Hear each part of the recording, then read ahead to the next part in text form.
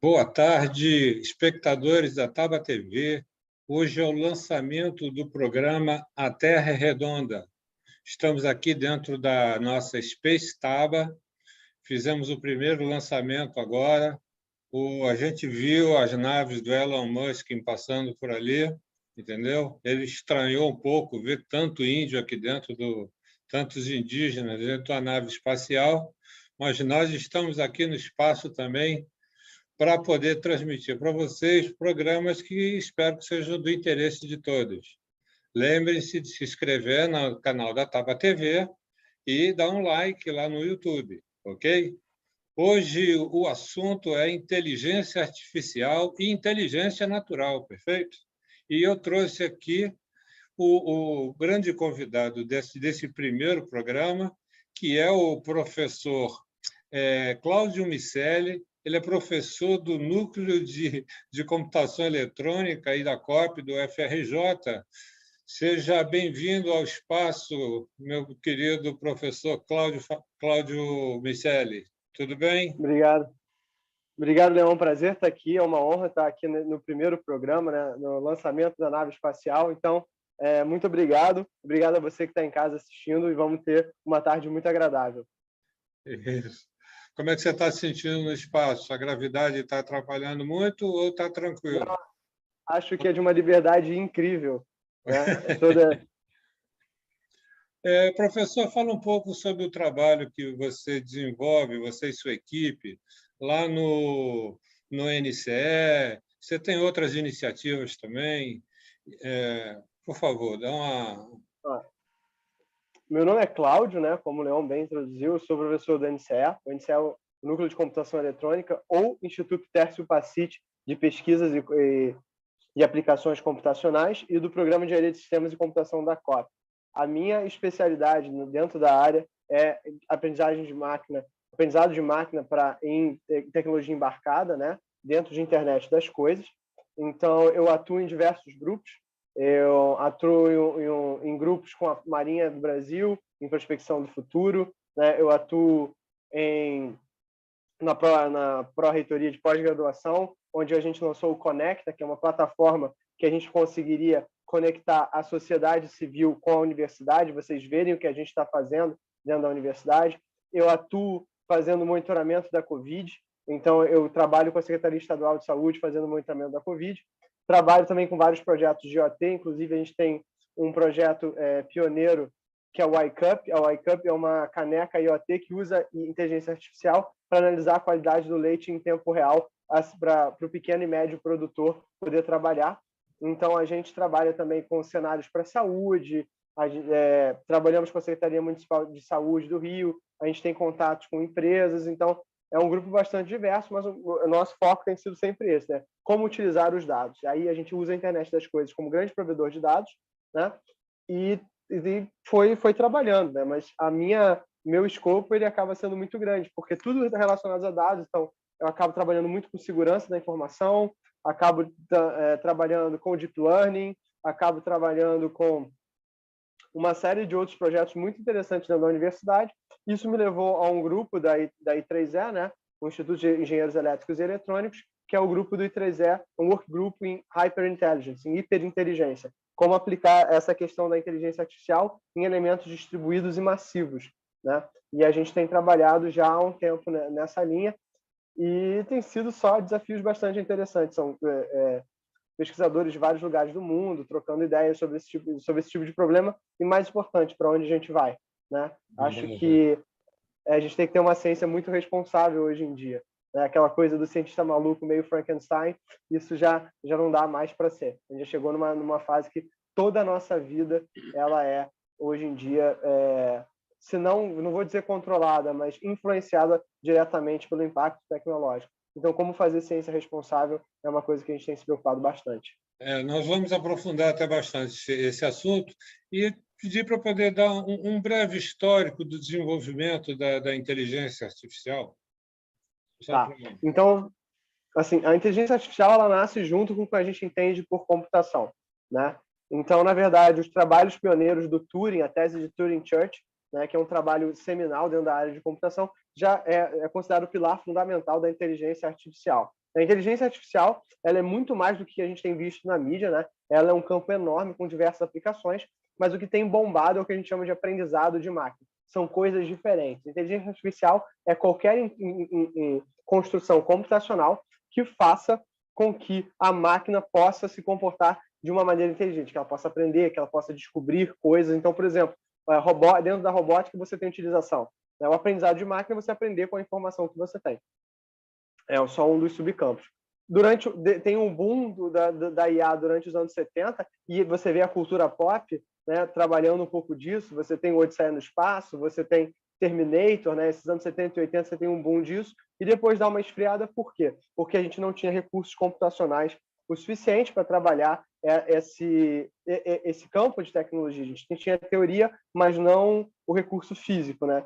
E aí alguns avanços na teoria no começo dos anos 2000, 2010, né? E uns trabalhos seminais de 3 pesquisadores, o Geoffrey Hinton, o Yann LeCun e o Yoshua Bengio, né? O LeCun, Universidade de Washington, o Yoshua Bengio, Universidade de Montreal, e o LeCun, Universidade de Nova York, né? Dão origem a essa área que a gente chama de deep learning, ou seja, modificações da teoria trouxeram variações dentro de um subcampo do aprendizado de máquina, que são as redes neurais, que deram esse boom que a gente está vendo hoje, essa hiperpopularização. Tanto que o trabalho deles foi tão importante que eles foram agraciados em 2018 com o prêmio Turing. Olha só o Turing voltando, que é o equivalente à computação para o Nobel, né? Então as grandes personalidades ganham, né? E é muito interessante ver que quem contratou o LeCun não é só a Universidade de Nova York, mas também o Facebook. Então o Facebook tem um interesse fortíssimo nessa área, como qualquer outra grande empresa. Então esse é o panorama hoje.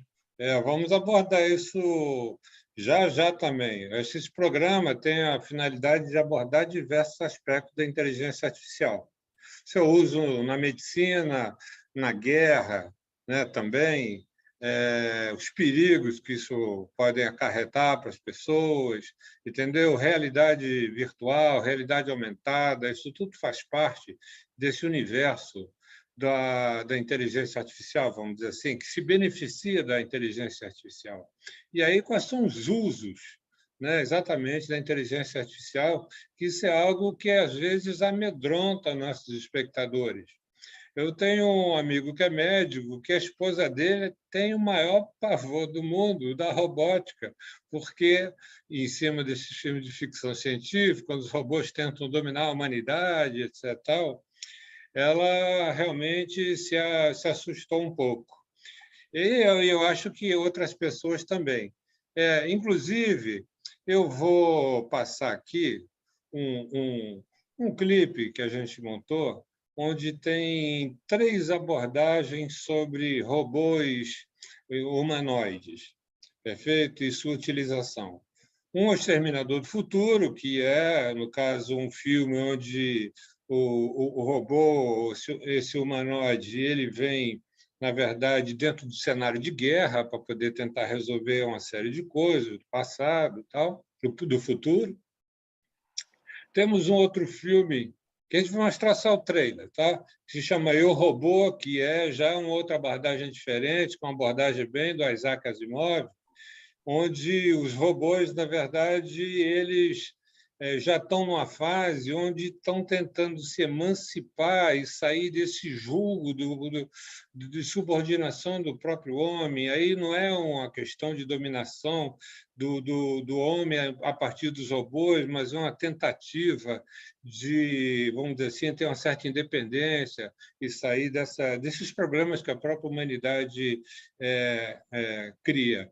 E o outro é um exemplo prático de um robô que é utilizado na medicina, foi construído na China, e ele é muito interessante. Vocês vão dar uma olhadinha agora.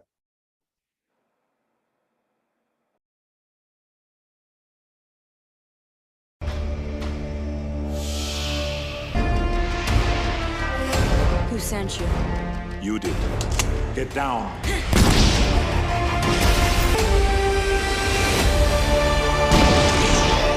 Killing people. Why? I'm a Terminator. I'll be back. contribution in history. By Saturday, there will be one robot to every 5 humans. How many robots have ever committed a crime? How many robots in the world? There is no conspiracy. What this is one mistake. Oh, hell no.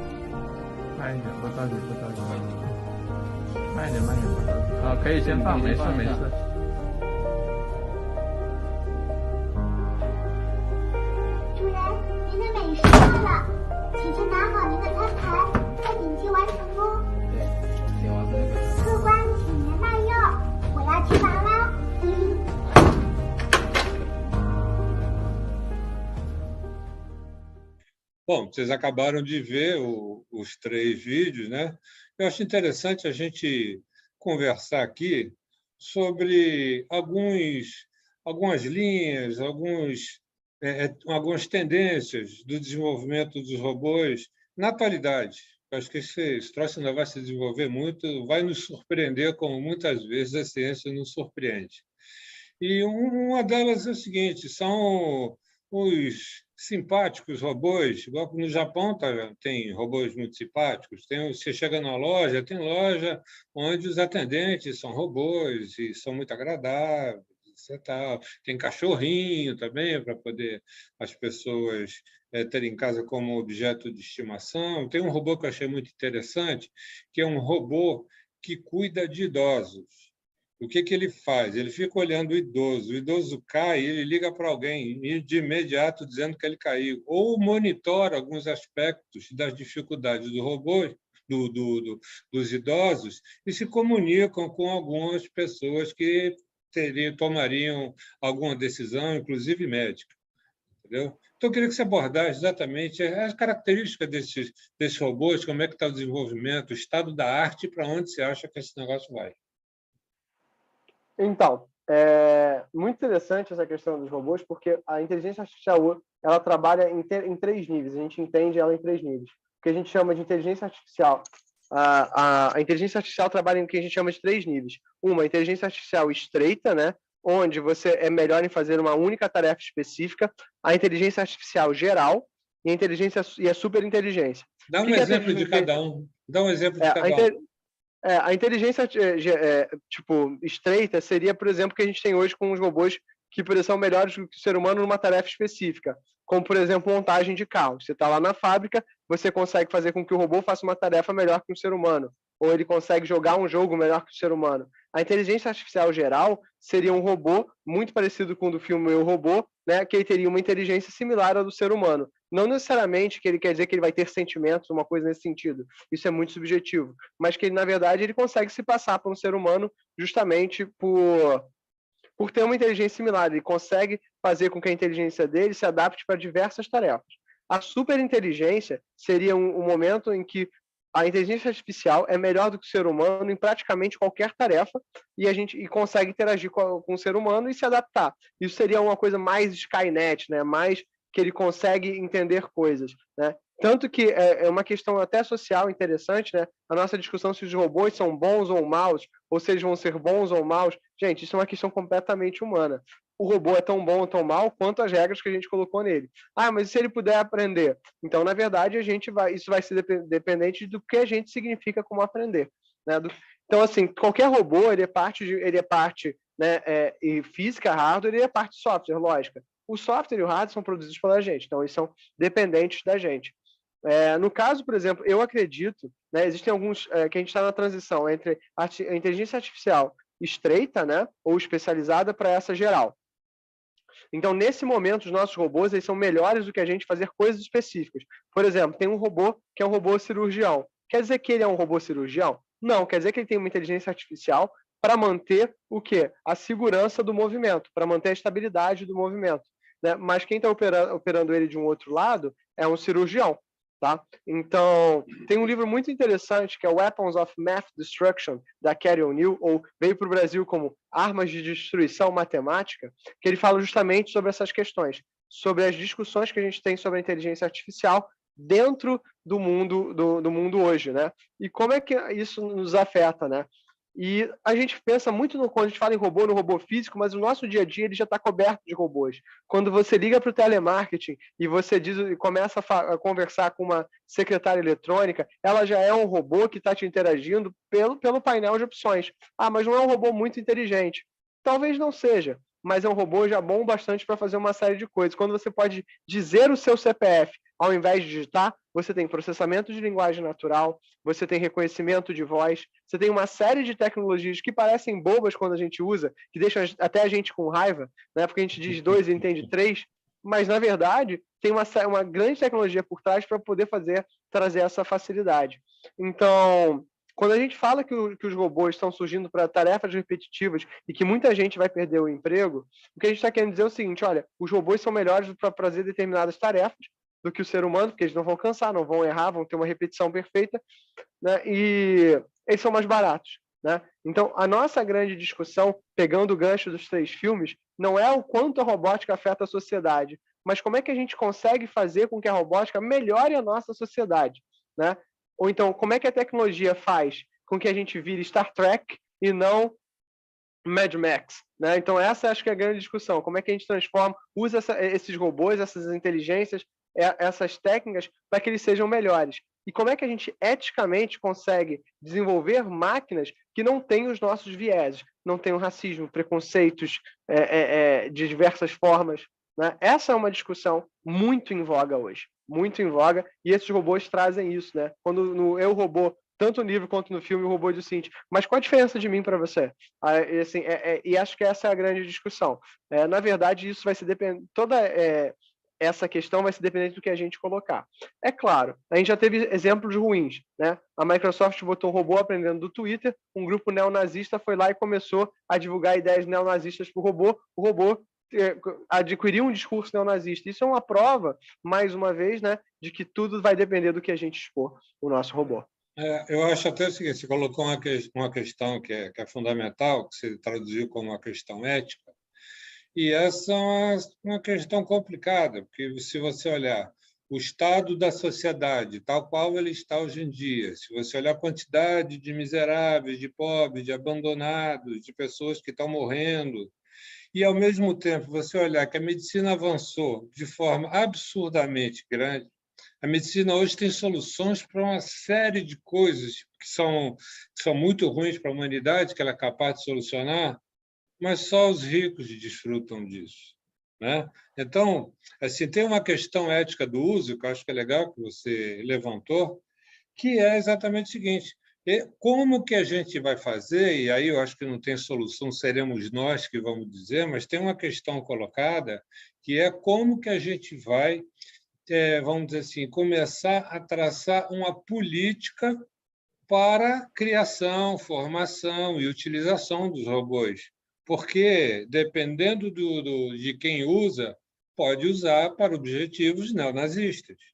Enquanto quando você faz um robô, na verdade, você está pensando, e eu sei que eu conheço bastante você, está pensando na medicina, na utilidade do ser humano, para tornar as coisas mais práticas. Mas, ao mesmo tempo, com isto, você está criando as condições para quem tem vamos dizer assim, um viés que é muito mais de simplesmente lucrar, de gerar menos emprego e gerar mais subemprego. Fala. Aqui tem 2 questões muito interessantes, que é assim, que é a transmutação do emprego através dos anos, né?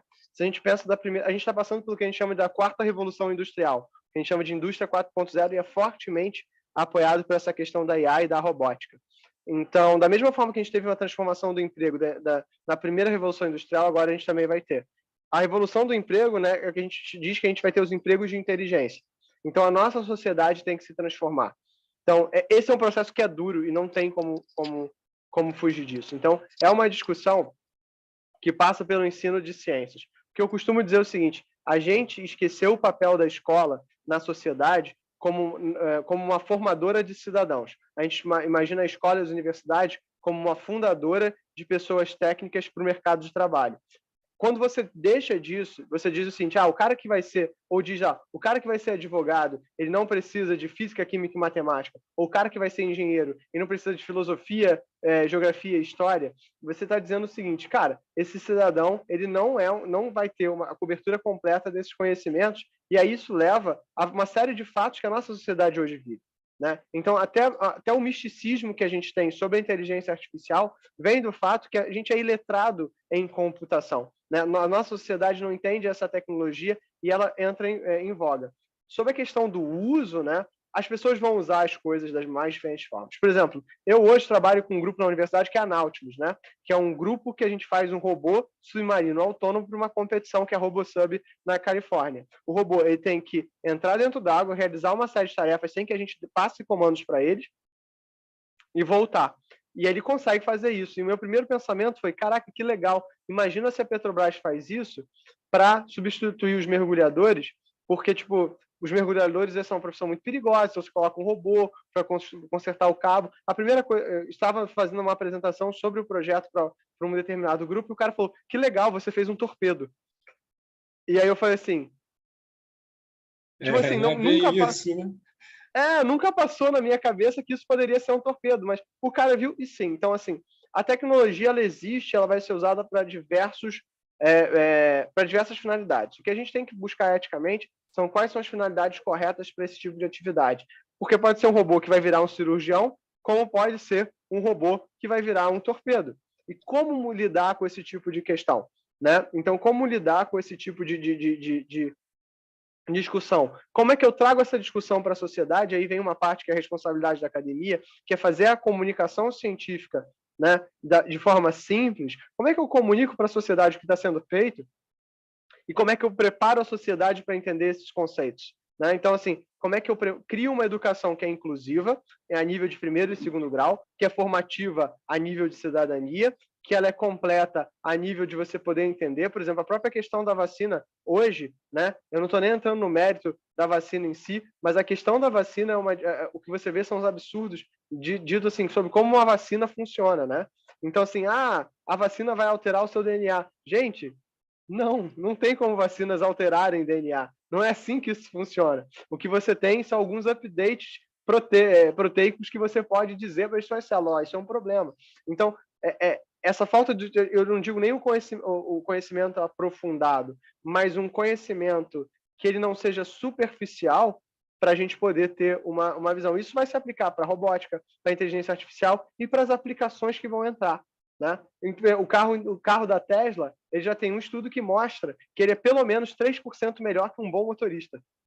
Mas a gente não consegue, como sociedade, acompanhar essa evolução. Porque, do ponto de vista de lei, a nossa lei é baseada em culpabilização. Então, se há um acidente, de quem é a culpa? A culpa é da Tesla? A culpa do cara que programou? A culpa é do dono do carro? De quem é a culpa? Porque é basicamente assim que a gente pensa. Então, o Elon Musk disse uma vez uma coisa, e eu concordo um pouco com ele, a tecnologia vem e ela é utilizada. E depois a nossa sociedade tenta ajustar esse tipo de coisa. O que a gente está vendo, por exemplo, com Bitcoin, criptomoedas, criptoativos, essas coisas estão ligadas a esse cenário de revolução tecnológica. E essas coisas vêm. Então, assim, o que a gente tem que preparar a nossa sociedade é o seguinte, para extrair o melhor delas. Ou como eu costumo brincar no caso do Uber e do táxi, né? O Uber usa muita inteligência artificial, né? E o Uber, se você for parar a pensar friamente, o Uber é um táxi legal, né? Seria um táxi legal quando ele surgiu, né? Não tinha uma legislação para ele. Mas se você para pensar, por que a gente legaliza um táxi? Para que você dê segurança e previsibilidade para o cidadão. Que é justamente a solução tecnológica que o Uber, quanto empresa privada, Deu, e muito bem, porque ele permite você ver a rota, você permite saber quanto vai ser cobrado, permite saber quem é o motorista, permite você passar o teu trajeto para uma outra pessoa, né? Ah, Cláudio, mas houveram casos de motoristas que fizeram absurdos? Sim, mas em táxi também, né? Então, existem... a questão está no ser humano e não na instituição. O táxi serviu muito bem à sociedade durante muitos anos. O Uber surge como um concorrente direto nessa linha também, né? Então, assim, por que a gente não está modernizando as empresas de táxi, né, e reduzindo as tarifas de entrada, se a gente quer que isso seja regularizado pelo Estado? Né? Professor? Justamente... Pode falar. Não, conclui. Não, são justamente essas as discussões sociais e éticas que a gente tem que ter. Porque a tecnologia vem. Será que a gente tem que lutar contra ela? Ou então a gente tem que adaptar a sociedade, dar melhores condições para que a gente se adapte a essa nova tecnologia? Só que o ser humano demora para discutir, né? Então, e a tecnologia tem sido mais rápida. Enquanto você estava falando aqui, eu me lembrei de imediato da angústia de Santos Dumont, que ele fez um equipamento cuja finalidade era trazer uma série de benefícios para a humanidade, e ele entrou numa angústia profunda, não sei se foi motivo do suicídio dele, algo que já... mas quando foi utilizado para a guerra. Né? E não tinha essa finalidade, mas o avião, que é uma das maiores tecnologias que o homem desenvolveu, em 100 anos ele está de uma forma extremamente avançada, e não era essa finalidade. Se for ver bem, o avião avançou mais na forma de matar, na guerra, destruição, não é isso?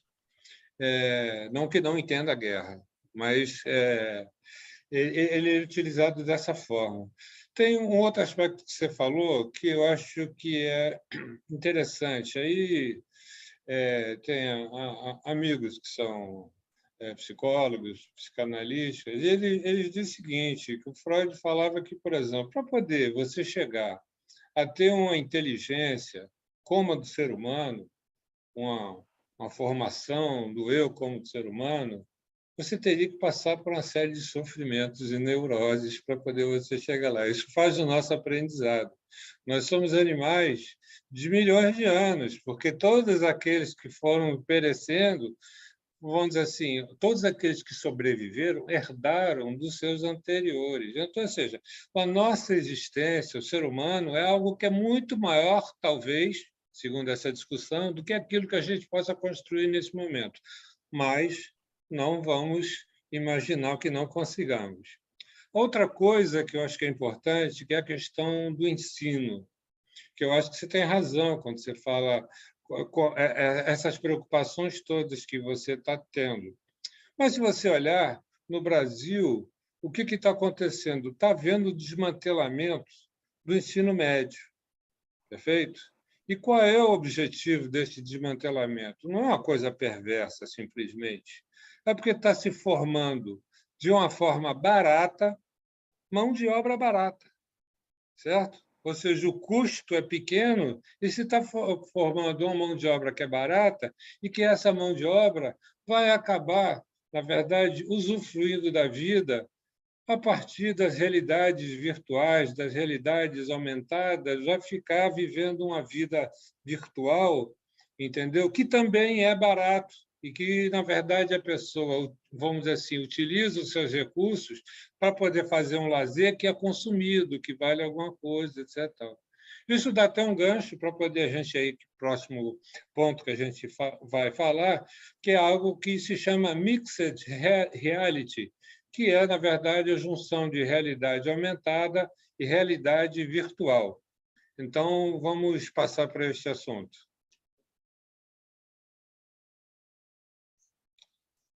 Então, acho que a gente tem algumas questões aí, ou melhor, alguns panoramas para poder dar uma observada, e o professor vai poder nos ajudar nesse sentido.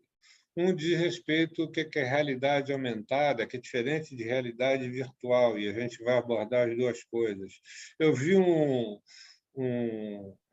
programa onde o cara pegava um celular ou um tablet, e ele apontava para a rua e para o supermercado, e ele via no tablet dele muito mais do que uma pessoa que não tinha aquilo. ele via promoções, dicas e uma série de outras coisas. Entendeu? Ou seja, é uma realidade aumentada. Você acrescenta ao seu mundo uma série de coisas.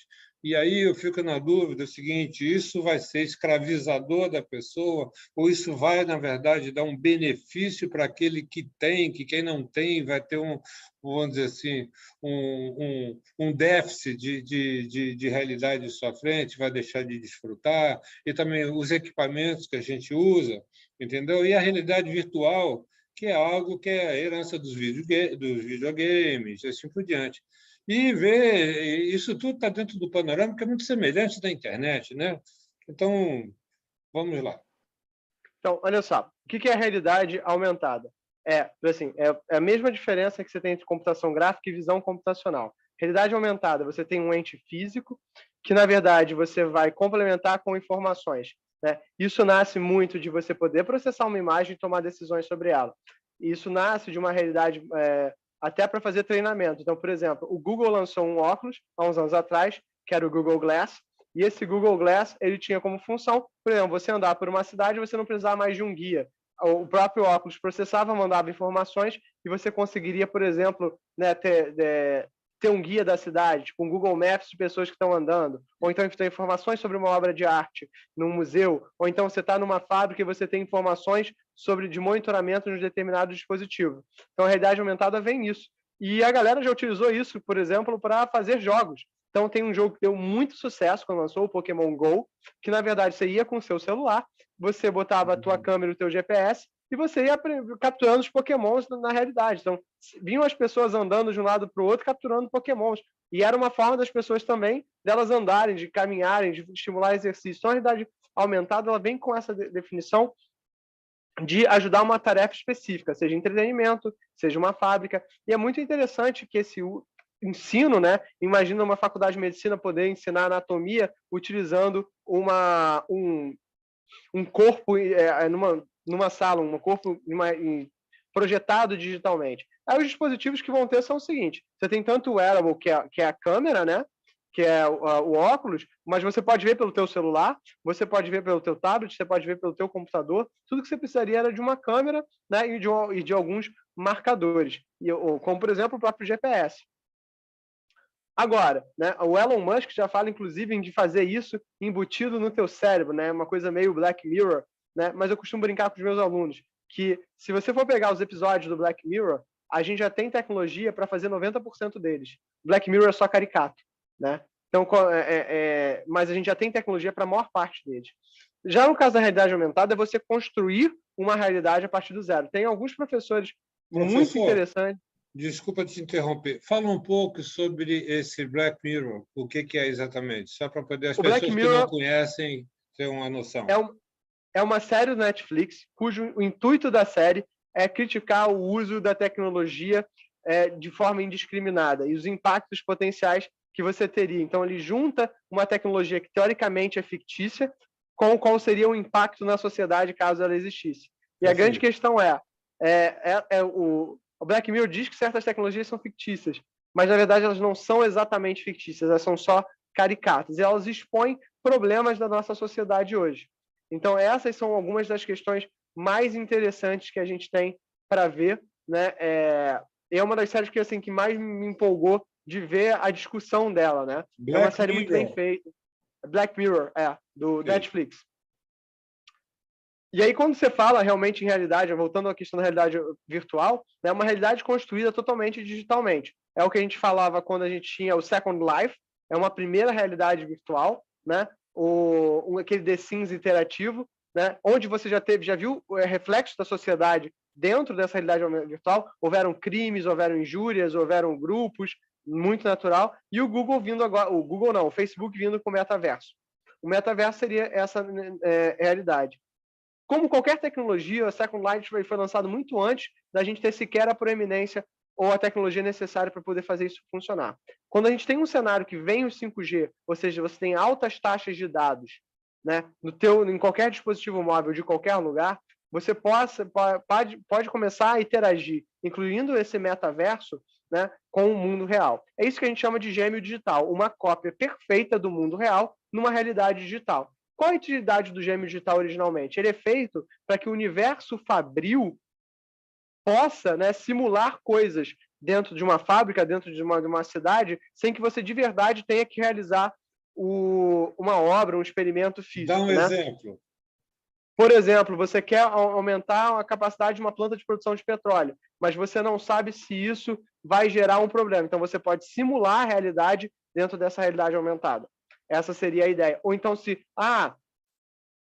por exemplo, ao mudar essa obra vai ficar prejudicado o deslocamento. Então, na verdade, você poderia utilizar os seus funcionários virtuais para fazer esse tipo de coisa. A questão é que o metaverso, da mesma forma que a internet ela não nasce para o mundo comercial. Ela nasce para uma utilização realmente dessa, né? Uma rede de redes fechadas. Quando ela abre, surgiram possibilidades que a gente não viu. Por exemplo, aqui eu estou fazendo essa entrevista via né, comunicação interplanetária, né? Tem até um nome bacana, que é o Zoom. Né? Então, é totalmente de um tablet, usando um processador ARM, usando uma tecnologia sem fio. Né? Então, isso não era possível há 20 anos atrás. Daqui a 20 anos eu não sei o que vai ter. Então, o metaverso, a gente tem uma expectativa que ele seja um impacto social tão grande para a sociedade quanto é a internet. E que o problema é que surgem conjecturas tão grandes quanto... será que ele é mais addictive, viciante do que a internet? A internet já é bastante viciante. Né? O Instagram já é bastante viciante. Essas coisas são construídas de forma a serem viciantes. Então... da mesma forma que hoje você não ter acesso à internet te tira uma série de possibilidades, provavelmente daqui a alguns anos você não ter acesso ao metaverso vai te tirar uma série de possibilidades. Como você bem falou, promoções sim, mas às vezes ensino, às vezes serviços públicos, às vezes lojas, às vezes coisas que só existem nessa realidade. Por exemplo, né, imagina o seguinte, você não tem uma conta no Instagram, mas tem negócios inteiros baseados única e exclusivamente no Instagram. Então, como é que você lida nessa sociedade? Você tem que estar em tudo, né? E você cria esse movimento justamente de você saber, você está correndo atrás dessa tecnologia. Agora, essa sociedade, esse metaverso, ele vai ser possível por quê? Por causa da IA, né? Por causa do 5G, né? Por causa do aumento do poder dos dispositivos. Todos esses são discussões bastante proeminentes na sociedade hoje, né? E que a gente só está arranhando a superfície. A gente não sabe exatamente o que vai ser esse metaverso. Né? O Second Life, quando ele surgiu, a gente falou, nossa, isso vai bombar, e morreu. Né? Ninguém mais está no Second Life. Mas, na verdade, pode ser que, na verdade, tudo que tem acontecido seja justamente isso. Né? É um conceito que é muito interessante, mas a gente não tinha tecnologia suficiente naquele momento para aproveitar aquilo como um tudo. Né? Eu, por exemplo, ano passado, eu participei de uma conferência chamada Neurips, que é uma conferência sobre redes neurais, muito interessante, que a conferência foi toda virtual e a gente usou uma plataforma, um Second Life, para fazer a conferência. Então, a gente interagia com as outras pessoas através de uma videoconferência usando um avatar e a gente podia tirar dúvida dos alunos. Eu fiz parte de um processo de tutoria, né, de jovens cientistas querendo entrar no ramo da inteligência artificial. Então, nesse processo de tutoria que a gente trabalhou, o que a gente fez foi justamente assim, através de avatares de uma cidade virtual. Né? Então, está só começando. O impacto disso vai ser equivalente ou maior do que a internet, com certeza. Quando os nossos espectadores da Taba TV, muitas vezes o professor fala IA. Isso é, na verdade, uma sigla de inteligência artificial. Em vez de você falar toda vez essa palavra, falar IA significa isso. Sabe que esse mundo é um mundo que me preocupa um pouco. Me preocupa muito, porque tem algo que é o seguinte, que são os desejos das pessoas. Uma vez eu vi um documentário, um programa, reportagem, com grandes donos de empresas de propaganda e grandes técnicos que estão no topo desse negócio. Eles falaram o seguinte, o nosso objetivo, o nosso sonho é que a gente tenha todos os adultos como se fossem crianças diante de uma vitrine de loja de brinquedos. Então, se você olhar para onde nós estamos caminhando. Ninguém consegue não ter algo que, de repente, está ali na moda. Tem que ter aquele equipamento, tem que participar daquele mundo, tem que ter o sucesso, tem que ser feliz, tem que ter essa parafernália toda, porque senão não consegue sobreviver e as pessoas estão cada vez com menos capacidade de sofrer, que é uma das coisas que desenvolveu a humanidade. Mas hoje em dia você não consegue sofrer. Tudo tem que ser felicidade. E esse mundo virtual, esse mundo que começou com Second Life, ele propicia isso. Você, às vezes, não consegue se realizar como ser humano e, às vezes, vai se realizar como um avatar, porque você tem um desejo de realização, de ser alguma coisa, ou de ser feliz, etc. Então, essa é a minha preocupação. E esse é um ponto que a gente vai abordar daqui a pouco, mas tem um ponto que eu acho que é significativo, que vamos falar já, que são sobre as empresas que dominam isso.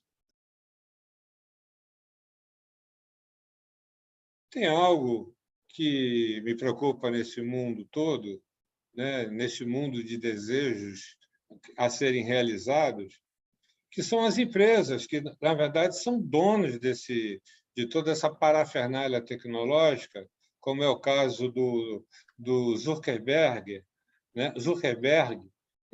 E ele é o dono do Facebook e de tudo aí que, na verdade, você possa imaginar com relação a isso. E essas empresas têm uma parafernália para poder ficar observando você enorme. Ela vê, quem imagina que você não é observado, ingênuo, porque essa câmerazinha que está na frente aí do seu computador, do seu tablet, qual é a certeza que você tem que não tem um Zuckerberg atrás dela, olhando para onde você vê? Você olha para a tela, ele vê quais são os seus interesses. O que ele vai fazer com isso? A gente imagina que é comercial, etc. Não é isso? Então, essa tecnologia que gera desejos e fica observando para ver quais são os seus desejos reais e toma algumas decisões com relação a isso, isso me preocupa. O Zuckerberg teve o caso da Cambridge Analytica, foi um escândalo, onde ele vendeu dados de 87 milhões de usuários das redes sociais, entendeu? Isso foi utilizado para... isso é crime. E foi utilizado para fins comerciais e, o pior, para fins políticos, certo? E a política é, na verdade, o que gera o mundo, que rege o mundo, e essa má manipulação, as duas más manipulações que existem são comercial e política. A política é mais significativa, que, inclusive, diz o que seriam as ações comerciais. Então, do seu ponto de vista, o que você acha aí desses perigos, né? Dessa tecnologia, os benefícios e perigos, porque também tem benefícios nesse sentido, né? Diga lá. Eu vou contar uma história. A Target, se eu não me engano, uma empresa gigantesca americana, há uns anos atrás, ela foi processada por uma moça pelo seguinte motivo. Do nada, a Target começou a mandar para ela propagandas, né, de carrinho de bebê, fralda, e ela, nossa, que coisa esquisita, né? Até que em um determinado dia, a Target mandou o seguinte: para você que está grávida, né, aqui promoções. Ela falou: não estou grávida. 2 semanas depois, ela descobriu que ela estava grávida. O que aconteceu? Os padrões de comportamento dela tinham mudado e coincidiram com os padrões de uma pessoa grávida. E padrões hormonais, necessidades, coisas. Então, com base nessa análise desses dados, e esse é um caso meio histórico, né, porque é um dos primeiros casos que é de invasão de privacidade. O caso do Cambridge Analytica é a mesma coisa. Agora, o que a gente tem que ter em mente quando a gente começa a pensar esse tipo de coisa? Nenhuma tecnologia surge assim, eu vou causar o mal. Né? Tipo assim, ela surge para melhorar a nossa vida, para melhorar porque a gente são feitas pelos cientistas, não são eles que fazem isso, são os que usam depois, né? Exatamente. O que acontece é o seguinte, mesmo os cientistas dessas empresas não estão pensando, tipo assim, eu vou pegar aquela pessoa específica. Né? Ou mesmo, quando o negócio surge, ele não surge de uma forma maliciosa. E aí vão surgindo oportunidades que as pessoas vão abraçando que não são legais para a sociedade. Agora, o que acontece é o seguinte, né? A gente vive um mundo de dados, onde os nossos dados trafegam. a gente não pode ter a ingenuidade de achar que só o Facebook, só essas grandes empresas coletam os nossos dados. A maior parte das empresas coleta os nossos dados. O que os hackers vendem na Darknet, né, na Deep Web, são dados coletados. Então, só que esses dados não são coletados pelos hackers, né? Então, isso mostra o seguinte, tem um monte de gente que está coletando essas informações, às vezes para processos interessantes, né, como, por exemplo, assim, entender como é que vai o tráfego do país, quais são as aplicações que a gente usa, quais são os filmes que a gente vê. Né? O próprio Netflix, ele tem que saber as informações dos nossos filmes favoritos para poder montar um catálogo que nos interessa. Então, tem um trade-off aí, e quando a gente pensa em lei geral de proteção de dados, que é a LGPD que está surgindo aqui no Brasil, né, que a gente está nesse movimento, é entender o seguinte, qual é esse trade-off, qual é essa troca, onde é que a gente traça a linha entre eu ceder os dados para eu ter uma melhor experiência e eu proteger a minha privacidade.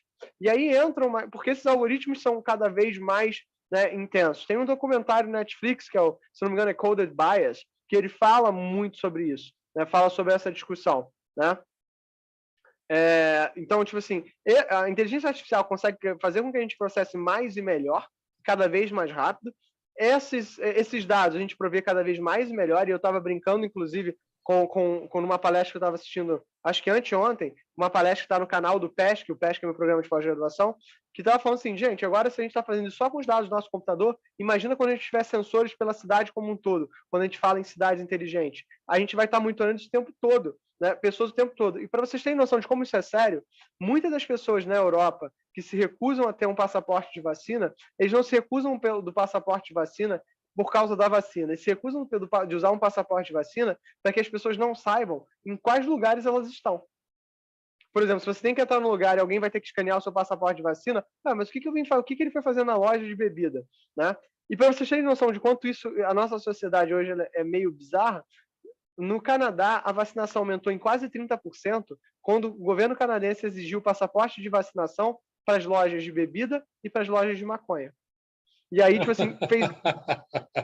Então, isso mostra, né, tipo assim, que as prioridades das pessoas são um pouco diferentes, né? E que a gente tem que começar a pensar o seguinte, olha, os nossos dados estão aí, o que a gente está fazendo com eles de bom?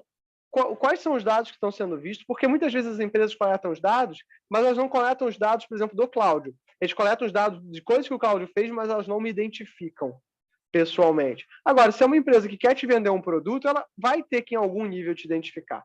Né? Pode ser que o Mark Zuckerberg ele não possa ver a base de dados e identificar que é o Cláudio ali dentro, mas o algoritmo vai ter que me associar para ter a minha propaganda das coisas que eu quero. Né? Ou então para o YouTube montar o playlist de vídeos que você quer ver. Né? Ou então para o teu Spotify dizer quais são as músicas que você quer assistir, ou te sugerir novas músicas. Então, essas são questões do seguinte, onde eu traço a linha? Por exemplo, há alguns tempos atrás, as pessoas dizem, o Google tem acesso aos meus e-mails. Sim, mas ele te dá uma caixa de e-mail gigante, gratuitamente, te dá uma suíte de escritório que é muito boa, gratuitamente, e te dá uma série de serviços em troca, né, de coletar esses dados para poder gerar propaganda. Então, assim, a pergunta é, você estaria disposto a deixar de ter essas coisas? Então, essa é uma questão que você deve se perguntar. Tem muita gente, por exemplo, a Free Software Foundation, o movimento do software livre diz, estou disposto sim a deixar essas coisas de lado. Agora pensa o seguinte, né? A gente tem uma sociedade, o Brasil, muito avançado nisso em relação a vários outros países. Por exemplo, a gente tem o uso intenso de cartão de crédito. Como isso é prático, né? Agora, o cartão de crédito, assim, ele sabe onde você estava, ele sabe onde você comprou e quanto você gastou. E ele não tem como não saber isso. Né? Essa é uma parada que ninguém vê. Não tem como não saber isso. Isso tem que ser sabido por essas empresas. Ao mesmo tempo, isso traz para a gente benefícios. Mas onde a gente traça essa linha? Ou então, o celular. A gente usa o celular o tempo todo. Esse celular tem GPS. Mesmo que você não esteja com o GPS ligado, você pode triangular pelas antenas de telefonia. Mas, assim, quem hoje vive sem celular? Eu brinquei com a minha esposa outro dia falando o seguinte, amor, se eu sair só com o celular na rua, eu consigo pedir Uber, sacar dinheiro no banco, pedir comida, né? Eu posso sair só com o celular, ver os meus e-mails, fazer reuniões. Então, se eu quisesse um dia ir para um café desse da vida, tipo Starbucks, sentar o meu celular e uma bateria, eu conseguiria ter um dia produtivo de trabalho. Isso é muito, sem precisar de mais ninguém. Isso é muito incrível, né? Isso é muito louco. Ao mesmo tempo, isso tem um trade-off. né, das coisas que você está utilizando, das coisas que você está, dos dados que você está trafegando. E aí a LGPD tenta traçar esse dado, mas eu falo para os meus alunos de tecnologia que é o seguinte, né, as pessoas que estão tomando as decisões não necessariamente são as pessoas que têm conhecimento sobre essa tecnologia. Então, se a gente de tecnologia se ausenta desse processo discussional, dessa fala com a sociedade, quem está tomando decisões e quem vai querer proteger as pessoas são as pessoas que não têm essa visão completa do mundo, né? E esse caso do Cambridge Analytica é só um dos muitos casos, né? Se você para pensar, em 2008, o governo Obama, ele foi um dos primeiros governos a utilizar o Twitter para fazer a campanha do Obama, e o Obama venceu, né? E anos depois as pessoas criticaram o Trump por fazer uma estratégia, claro que muito mais agressiva, né? Mas ao longo do tempo a gente vai aprendendo a usar essa tecnologia, mas para fazer a mesma coisa. Ou seja, a campanha política hoje é dependente dessas plataformas, né? Porque é onde as pessoas estão. Né? É onde as pessoas estão. Então, tipo assim, muda esse cenário, né? Então, o mundo muda. Inclusive, para vocês terem noção, tipo assim, criticaram a campanha americana, dizendo que hackers russos teriam influenciado a campanha americana, né? Então, a gente já está num meio de uma onda de guerra cibernética. Essa guerra cibernética, né, influenciando decisões de países através dos dados, através da IA, através da inteligência artificial, através da geral, né, através da segurança da informação, tudo isso trabalhando com um ponto central, que são os nossos dados e para onde a gente vai. E a gente é muito fácil de manipular, né? A gente é muito fácil de encantar com certas coisas, né? Com cada propaganda, com cada novo produto, com cada nova questão, né? Com cada novo brinquedo, né? Cara, se eu pudesse, eu trocava de computador toda semana, porque só que isso é ridículo, isso não faz sentido nenhum. Mas existe uma sociedade que diz, pô, esse novo aqui é tão legal, e toda hora você tem um novo produto, uma nova coisa, e você tem que se policiar. Acho que essa é a grande questão, essa é a grande sensação que a gente vai ter, né? E é a nossa sociedade hoje. Eu estou me lembrando, que vou abrir um pouco aqui para o público, um trabalho que a gente estava começando a fazer e acabou que era um trabalho no município do Rio de Janeiro e que, infelizmente, a gestão não se interessou tanto, que era exatamente pegar os dados dos cidadãos para poder você traçar algumas políticas de saúde, mas não para poder ver individualmente, mas para poder, na verdade, você ver se a pressão das pessoas estava alta, se a incidência de determinadas doenças estava alta. Com isso, você pode fazer campanhas e melhorar, às vezes, o atendimento, aumentar ou diminuir, às vezes não precisa, você está fazendo, mas são indicadores interessantes. Vi um também para a medicina, que foi um professor lá de São Paulo. Ele, infelizmente, também não conseguiu levar adiante. Essas coisas depois voltam e você acaba conseguindo, né? O próprio Second Life. Você de ter um equipamento que fique tirando algumas medições vitais suas e coloque no seu prontuário automaticamente, e tem um software que, de repente, pode chegar para o médico e falar, olha, a pressão dele está subindo muito, então dá uma indicada para poder ele passar no consultório, para poder dar uma olhadinha e assim por diante. Então, eu acho que, claro, essas coisas, eu vejo muito para a medicina, tem utilidades muito grandes, muito grande. Eu acho que, nesse sentido, a coisa vai evoluir bastante, entendeu?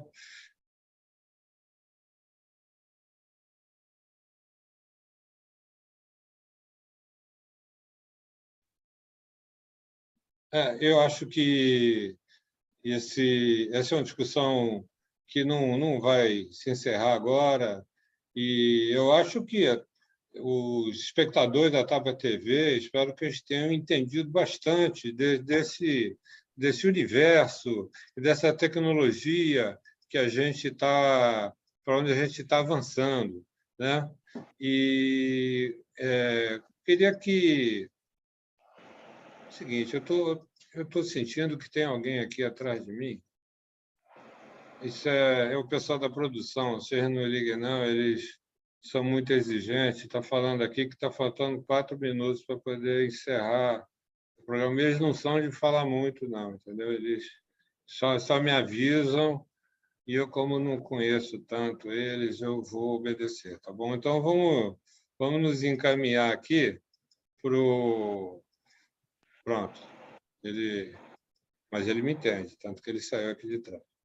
Então, vamos dar uma encerrada aqui no nosso programa. Primeiro, queria que tivesse as suas considerações finais, entendeu? E agradecer a sua participação, como sempre, excelente. Não é a primeira vez que a gente bate papos como esse, e por isso eu te convidei. Eu queria que você desse uma palavra aí para os nossos espectadores da Taba TV. Então, Léo, muito obrigado a vocês pelo convite, é um prazer estar aqui, né? Eu gostaria de agradecer, né, a todos que estão assistindo, né, e deixar o seguinte recado: olha, o mundo ele está mudando, né? E a mudança é o estado constante da nossa sociedade. Então, a gente tem que acompanhar essas mudanças com um olhar crítico, né, tanto para o bem quanto para o mal, tentar entender qual é o nosso papel dentro dela, seja eu médico, seja eu advogado, seja eu engenheiro, seja eu vendedor, seja eu criança, seja eu adolescente, e para onde essa tecnologia está querendo nos levar. Tá? Recomendo umas leituras, como eu falei, o Armas de Destruição de Massa, de Destruição Matemática, da Cat O'Neill, e A Era do Capitalismo de Vigilância, da Shoshana Zuboff, de Harvard. São 2 livros muito interessantes que eu recomendo que vocês deem uma olhada para entender esse momento pelo qual a gente está passando. Tem os TED Talks, né, que é do TED.com, vocês vão encontrar falando sobre esse assunto, né? Mas não percam a esperança. Eu acho que a tecnologia faz com que a nossa vida melhore. Nós estamos muito melhor do que a gente estava na Idade Média. Hoje a nossa média de idade para falecimento é acima de 80 anos. Então, isso mostra o quanto a gente pode evoluir mais. Então, a tecnologia tem que ser vista como uma ferramenta de melhoria social, né? Mais do que como algo para roubar as nossas oportunidades. Então, acho que vocês têm que se estimular para entender essa tecnologia, para participar dessa tecnologia. Quem quiser participar desse mercado hiperaquecido, né? Você que tá adolescente, não está encantado com esse tema, então saiba que a computação, a engenharia é um mercado hiperaquecido no Brasil e no mundo, né? Lidar com dados, entender informação, desde que com ética, é uma grande oportunidade para a vida de vocês. Então, muito obrigado por terem me ouvido, muito obrigado mais uma vez, Leon, pelo convite, é um prazer imenso estar aqui, é uma honra estar aqui no primeiro programa de vocês, né? E eu fico o meu abraço fraterno a todos vocês que estão assistindo. Muito obrigado, professor Miceli. É sempre um prazer conversar contigo. Eu acho que os espectadores da Taba TV vão ter muito o que pensar, refletir a respeito desse assunto, agora com muito mais informações do que tinha antes. Então, eu espero que todos os telespectadores usufruam desse programa, que façam lá no nosso site, que é www.tabatv.com.br, que entre no canal do YouTube, nosso canal, dê um like, se inscreva e prestigie o programa Terra Redonda, que eu, olhando daqui, eu estou confirmando que é, não é isso? Com certeza. Então, olha só, se vê o meu também está parecendo bem redondinha. Tá bom. Muito bem. Então, muito obrigado a todos e até o próximo programa A Terra Redonda. Tchau, tchau.